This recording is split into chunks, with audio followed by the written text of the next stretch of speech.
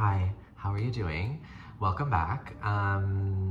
Since I just saw you a few days ago on my little update video after not being on the internet, on this part of the internet for like a month, I was saying in that video that I started to read Coexistence by Billy Ray Belcourt, and I have since finished it. So that night when I said, that day that I filmed that video, I was like, if I finish this collection of stories, it will be the first book that I finished in like a really long time. And I did in fact stay up. It was 11 p.m., then it was midnight, then it was 1 a.m., then it was 2 a.m.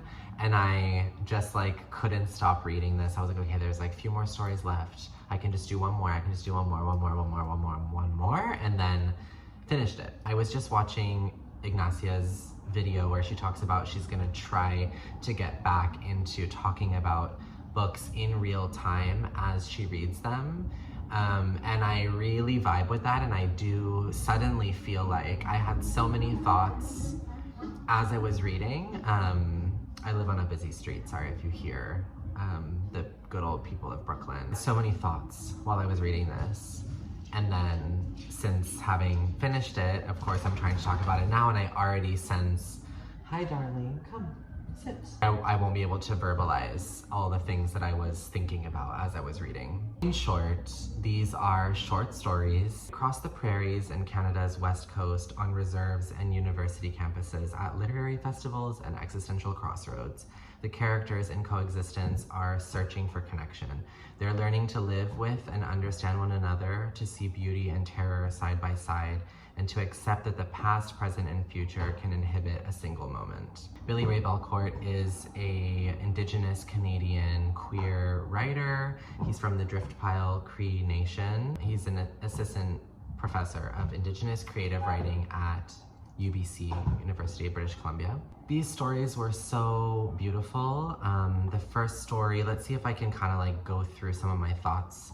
Signed copy, thank you Ignacia for this. First story is One Woman's Memories, about a mother who is looking back on her life and her memories and her relationship to a friend of hers as she was growing up, a female friend. A lot about the gaze in that section. It's a lot about grief, this first story, and it really hit me because it's speaking about the loss of a husband and a father, so a mother and a son dealing with the loss of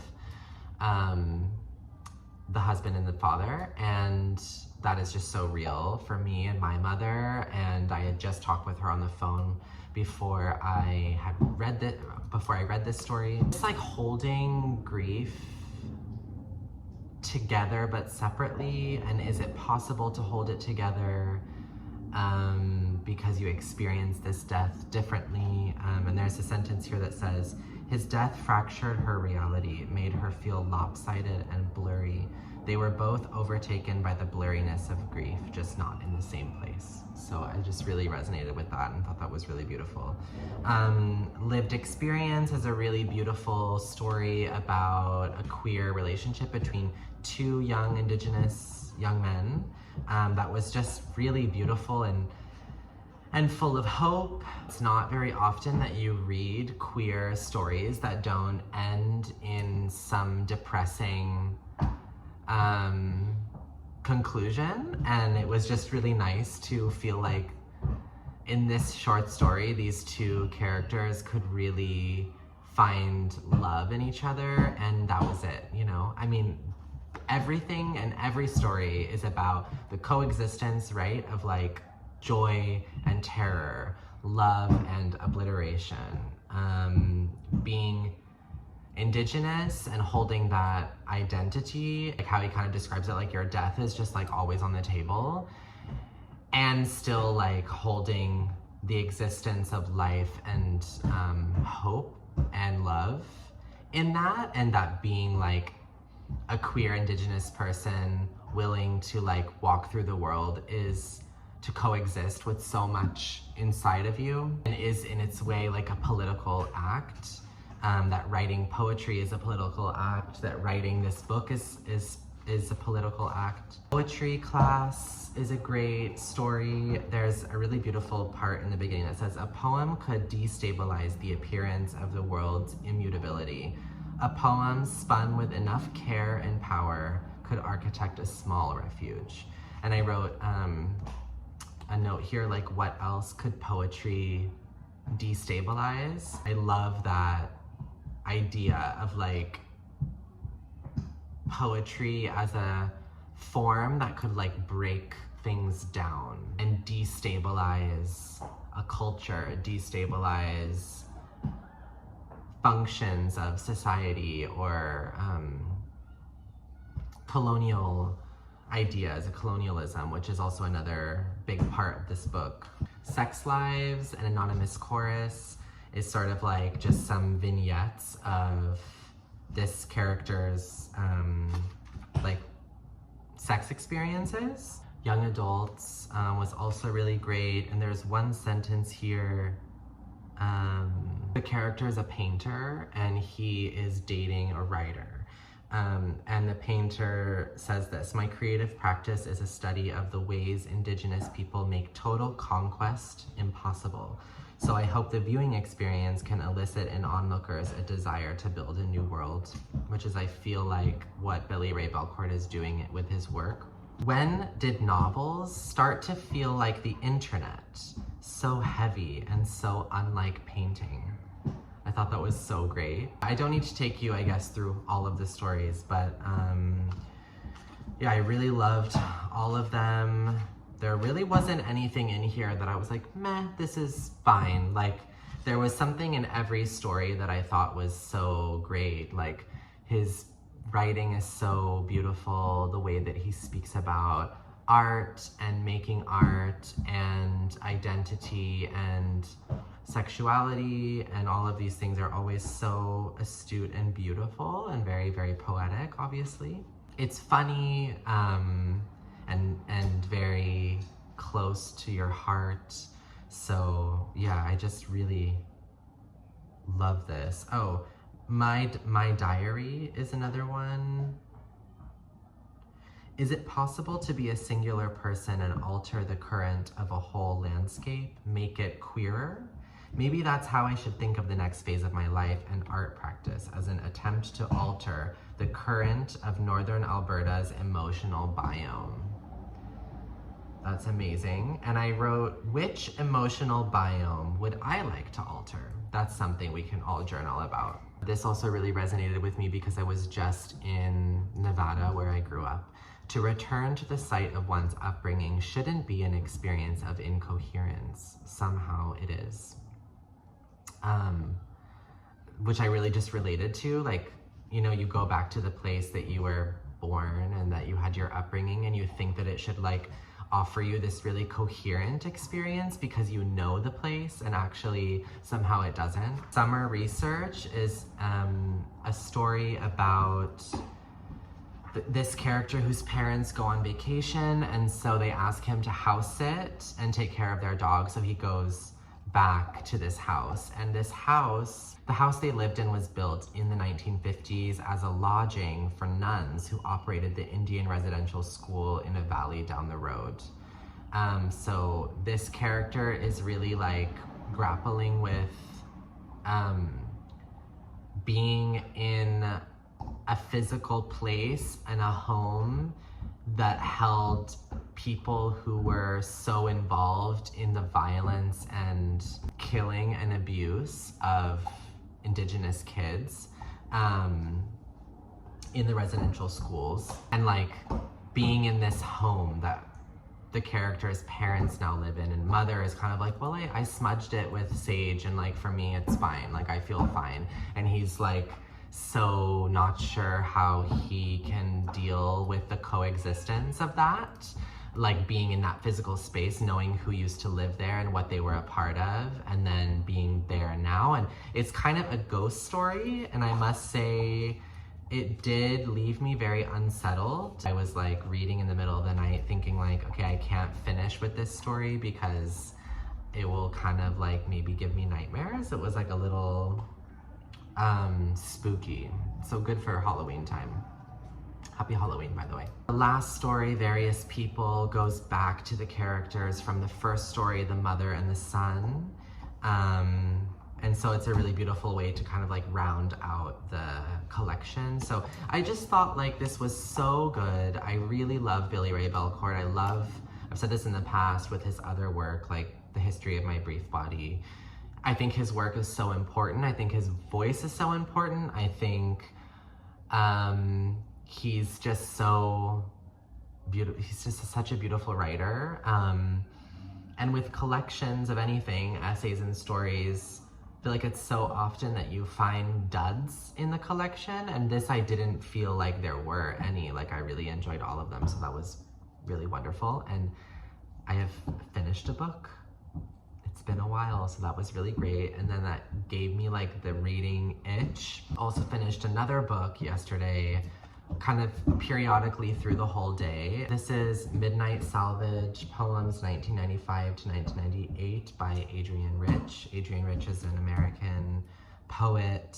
This was a part of my like first library haul here in Brooklyn because I officially have my own physical Brooklyn Public library card.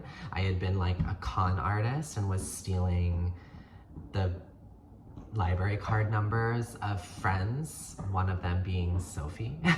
Don't all go asking because I'm very special, but like what a fucking cool person to have their library card, no? I have said thank you.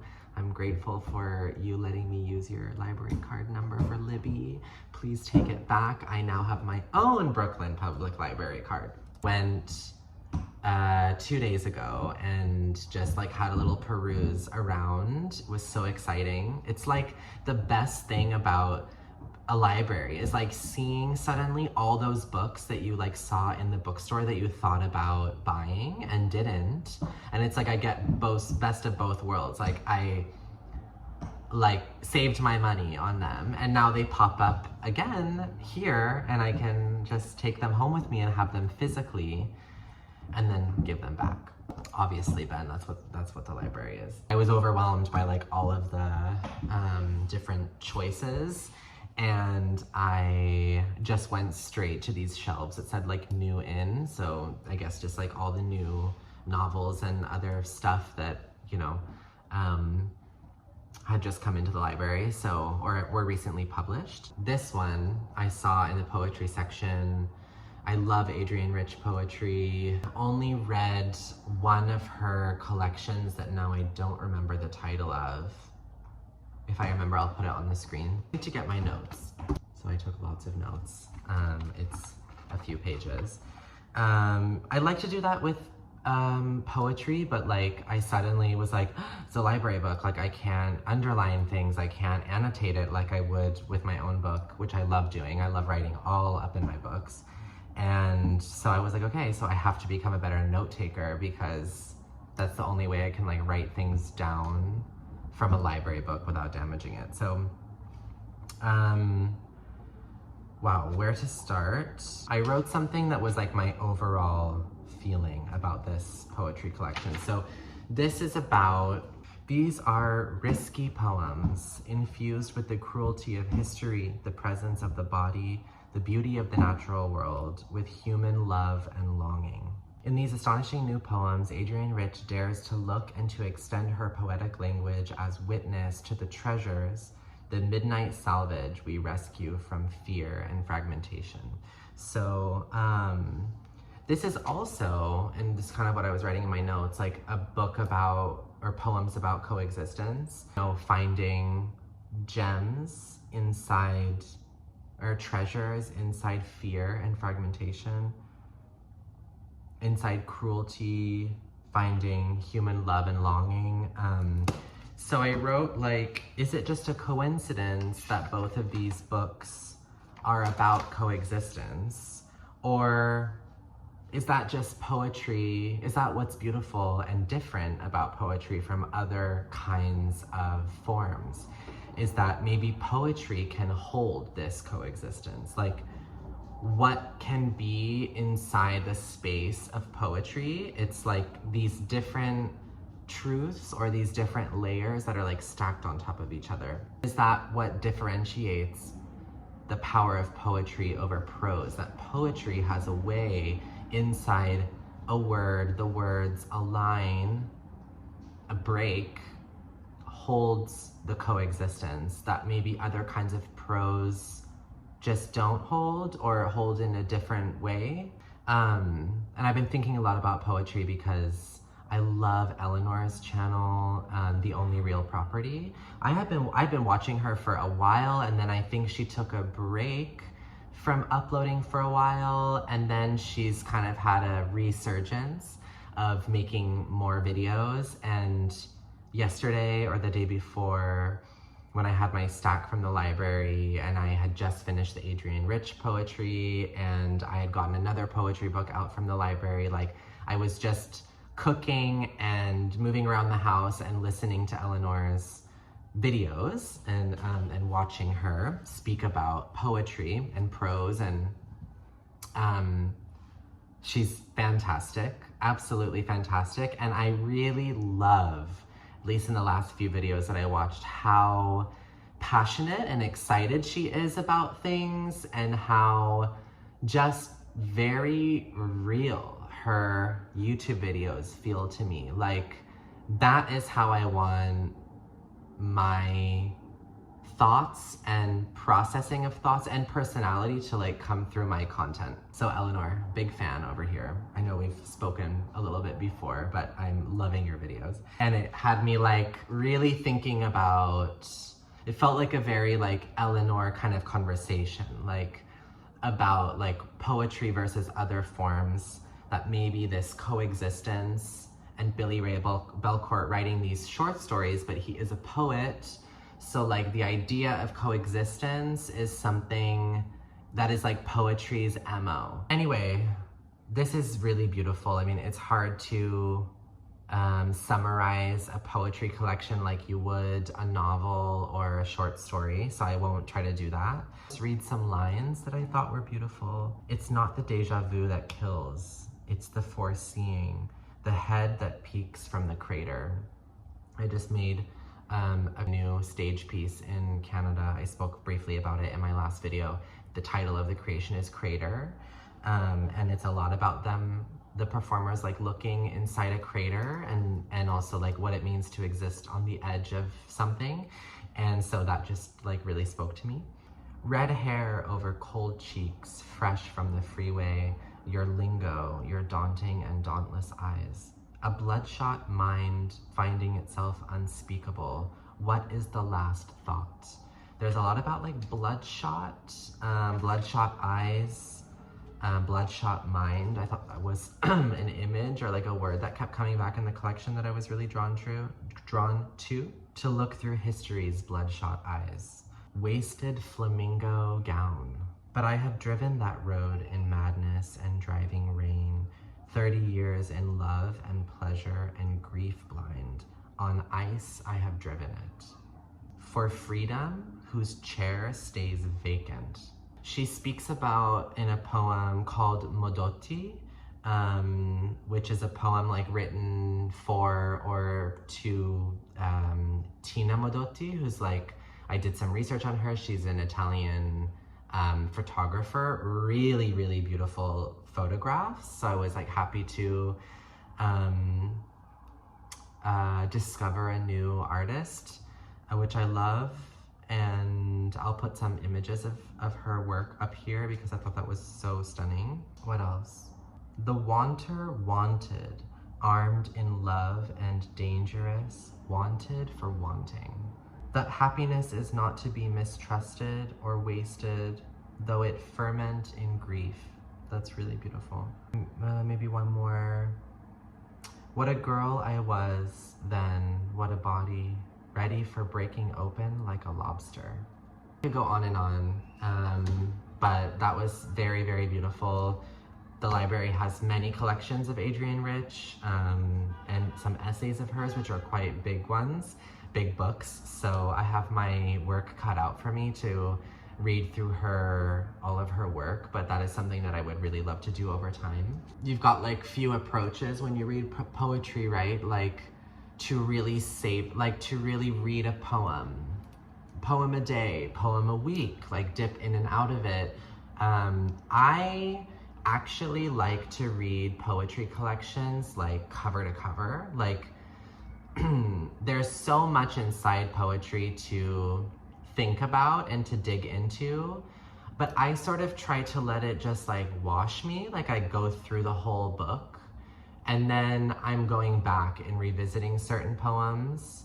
But I like to try to like have it wash over me as in its entirety. Then kind of stay with what lingers. I mean, of course, if I owned this book, I would dip in and out of it like for the rest of my life. I mean, I grew up with that. Like my dad was a big poetry lover, and like he had collections that he would just like, you know, over the years and years and years would just go back to and read and reread and open. And so of course I don't own this one, but that was my approach. At least that's my approach with most poetry books though, is to kind of just like read the whole thing cover to cover in like the least amount of sittings, and then kind of let it like percolate in my brain and then write down things that I like. So that's my approach to reading poetry, which is maybe not like the most critical lens, and I don't always really like reread a poem to try to understand it. I just try to be like open for it to come at me with something and see what sticks. It's like throwing spaghetti at the wall and seeing if it sticks. Like that's kind of my approach with reading poetry. I'll tell you what my current read is. I always sit down to like start a vlog, excuse me, and like I've been recording for half an hour, so this like cannot be the beginning of a vlog, because then what would we be doing, making a video that's 3 hours long? I don't think so. So I guess it's a standalone video. I'm reading totally different thing. This is Middle Tide by Sarah Crouch. This is a debut novel. Is she American or she's Canadian maybe? Doesn't say, but I think she's American. This is a literary suspense novel, which I always love this time of year, when the, you know, sorry, I'm looking out of my window. When the leaves start to change color. These dumbbells are from someone that was here watching Jacob, my dog, and he left them here. So if you're wondering, I will use them probably, but I would probably never buy them, so that was great. This time of year, as it starts to get like gloomier and colder, and like the seasons change, I like a bit of like literary thriller, literary suspense, crime novels. I love like a ton of French sometimes. So this I had seen in a bookshop a few months ago, and like it really like piqued my interest, but it was a hardcover, so it was expensive. I wasn't sure I wanted to read it immediately, so I didn't, but it kind of like stayed a little bit in the back of my mind, so I was really happy when I saw it at the library. I love the plastic that they put on library hardcover books. Like this sound.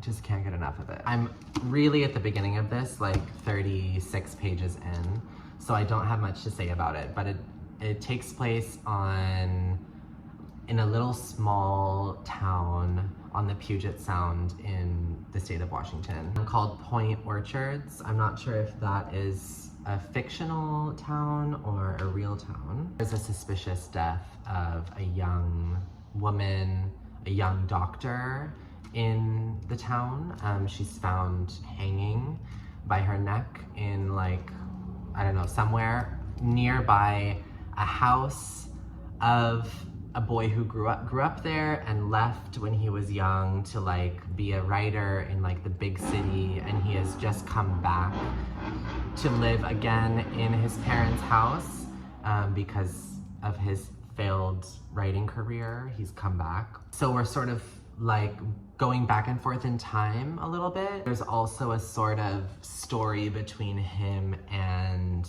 a woman that lives on the Native American reservation, like bordering this town. Then you're following like the sheriff of the town and the deputy and stuff like that. So I think it says somewhere in the blurb that like people are starting to be suspicious of Elijah because he comes back and is sort of like a recluse, like in his parents' old house, and she's found hanging very nearby. So, and there's some kind of thing that the crime is reminiscent of the novel that he wrote called Middle Tide. Middle Tide was like his novel that he wrote, and I think it was like sold like 45 copies or something, like was not received well, it was kind of a dud. So now he's moved back, and I guess this sort of crime is taken pretty literally from his novel Middle Tide. So I don't know what that whole connection is, but it's very atmospheric, very readable, like very easy. Short chapters, which I always like, and it makes the reading experience for me like quite fast. I love, sometimes when I'm in a bookstore and I flip open a book, like I will see how long the chapters are. It's kind of like a bonus for me, or a good sign for my reading experience, if the chapters are small. Doesn't mean that long chapters aren't a great book. I'm just kind of like attracted to short chapters. So that's my current read. My partner Ohad comes back to New York tonight, so I gotta do a little bit of like tidying, laundry. I need to unpack my suitcase, and like go do a little bit of grocery shopping so I can make something nice for dinner. I'll update you on my reading. Maybe if I finish this book anytime soon, or if I think I'm gonna finish this anytime soon, then I will like attach it to this video, and it can be like a longer, like just like 2-part vlog. If not, great to see you, great to chat with you. Hope you're all doing well, and either see you in the next clip or in the next video. Bye, love you.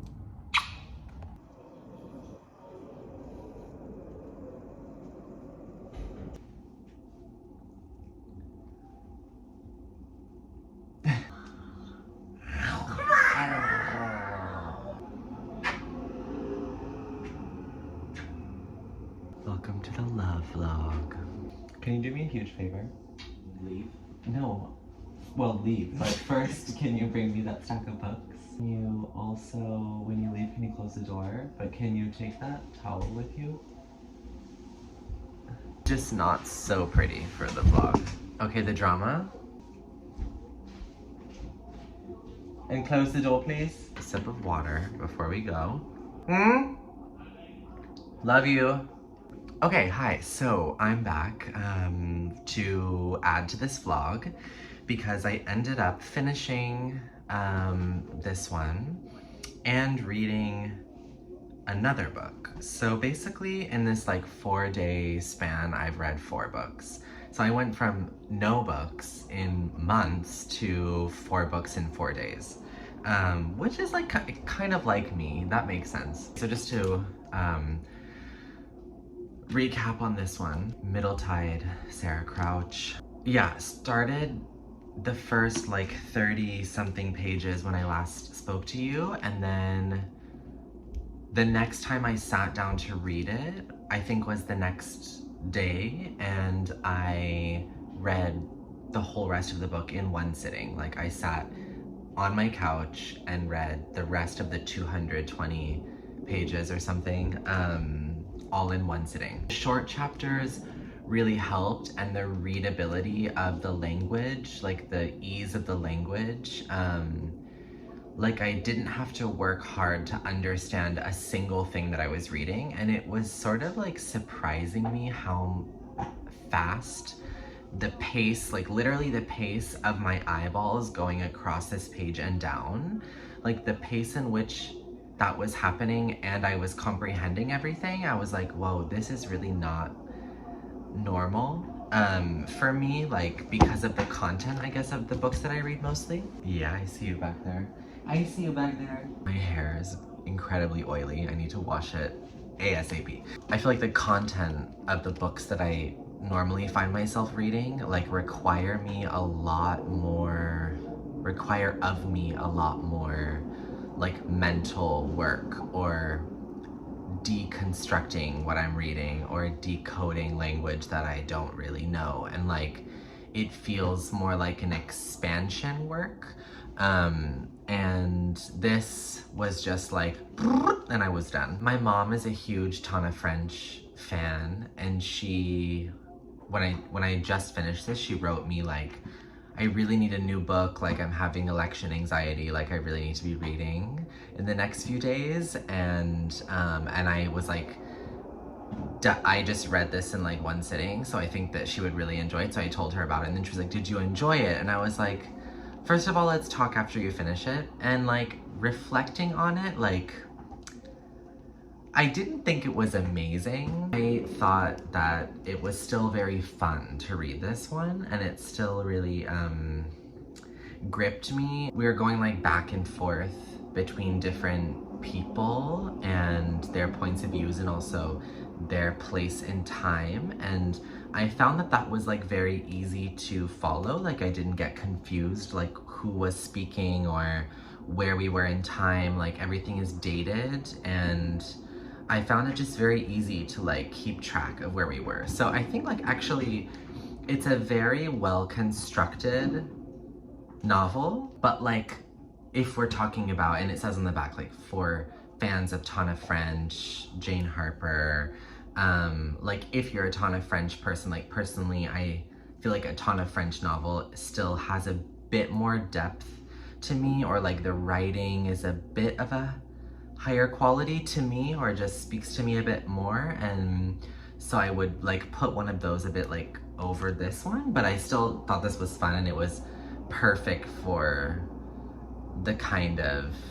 like crime suspense, like whodunit novel that I wanted. I don't think I'll be thinking about it for, you know, I think I've already forgotten like things in the book, but yeah, I guess like reading experience, high, book as a whole, fine. And I have finished like 10 minutes ago another book of poetry which I took from the library.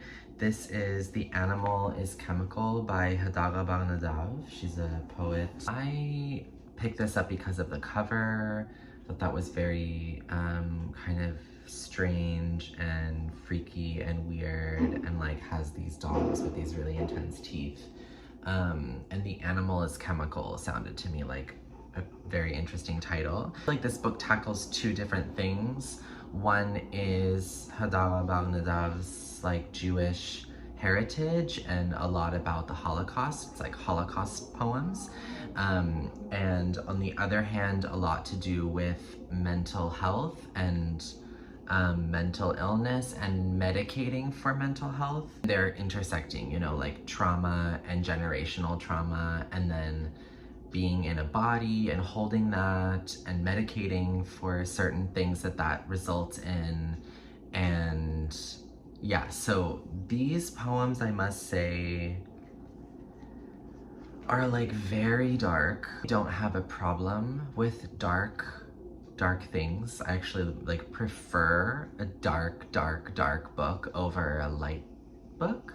But I found that I could not, speaking on what I said in the last clip about like sitting and reading a poetry book like cover to cover in like the least amount of sittings possible, like that I didn't feel was possible, or like I couldn't handle doing that with this book because it was just too much. Like, to take it all in one was just too heavy.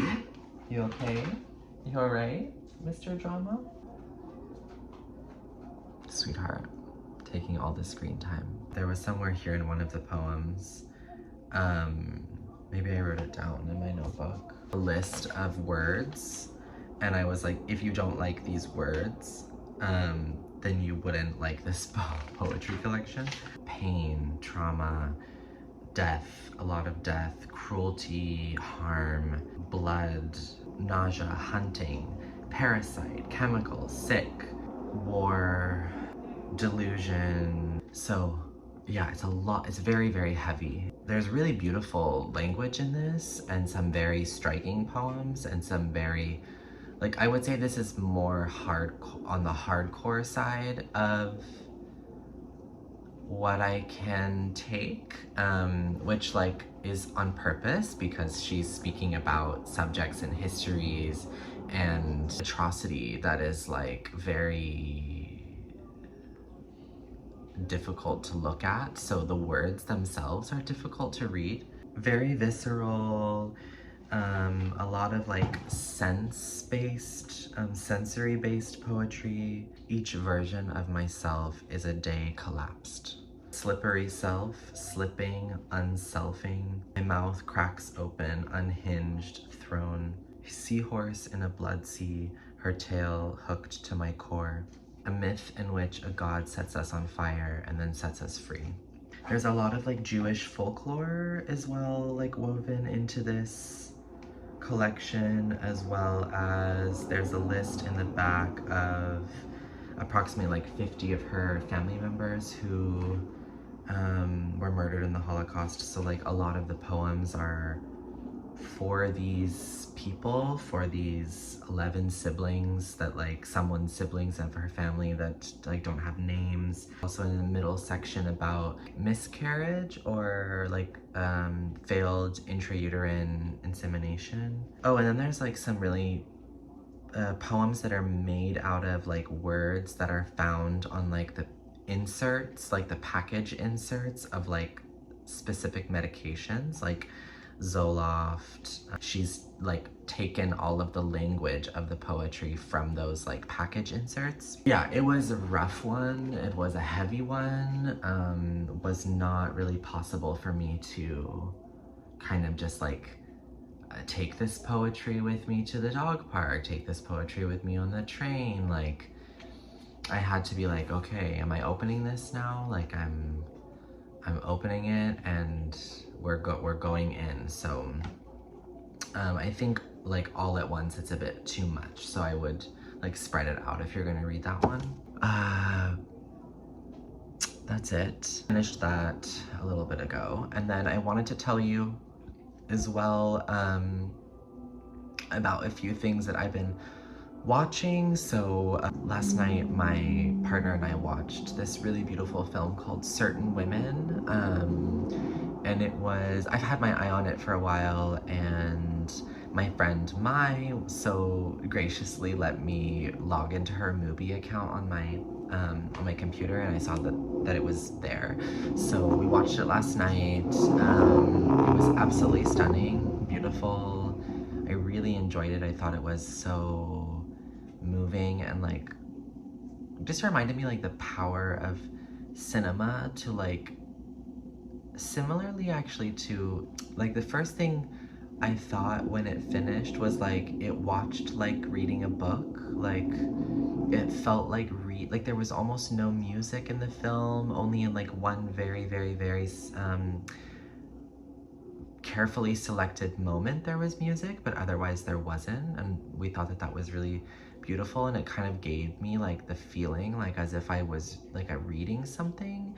And Ohad also said like it sort of ended like it was one poem, an anthology film with like multiple women that are in certain ways connected or just like sort of pass by each other. They're all in Montana, I believe. Lily Gladstone, absolutely fucking amazing in this movie, and Laura Dern, who I'll like always watch.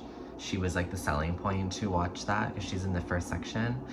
I will watch anything with Laura Dern in it, and but Lily Gladstone just killed me. Michelle Williams, Kristen Stewart, very beautiful, very much the power of cinema to like tell the quiet stories of life.